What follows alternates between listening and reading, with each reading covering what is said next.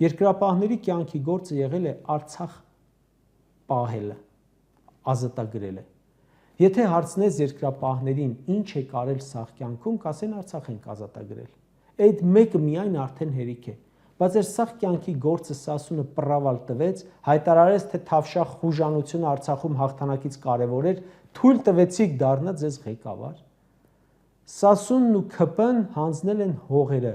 ու ասում է Վազգենի պատգամն ենք կատարում։ Վազգենի պատգամը Շուշին հանձնելն էր։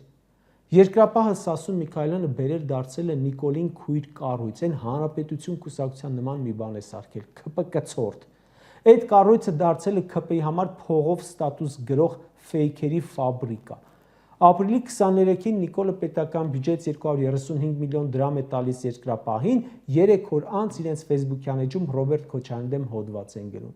Հայրենիքը վարի տվին ձեն չհանիք, Վազգեն Սարգսյանի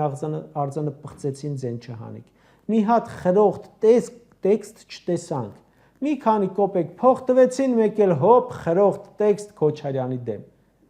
Սասունն ասում է իմ երջանիկ օրերից մեկը Շուշիի ազատագրման օրն էր։ Չէ, սխալվում ես։ Քո երջանիկ օրերից մեկը այն օրն էր, երբ հեղափոխության շնորհիվ տղետ դարձավ քաղաքապետ աղջիկդ մարզպետի օգնական։ Վառելիքի կալոնկատ էլ շարունակեց եկամուտ բերել։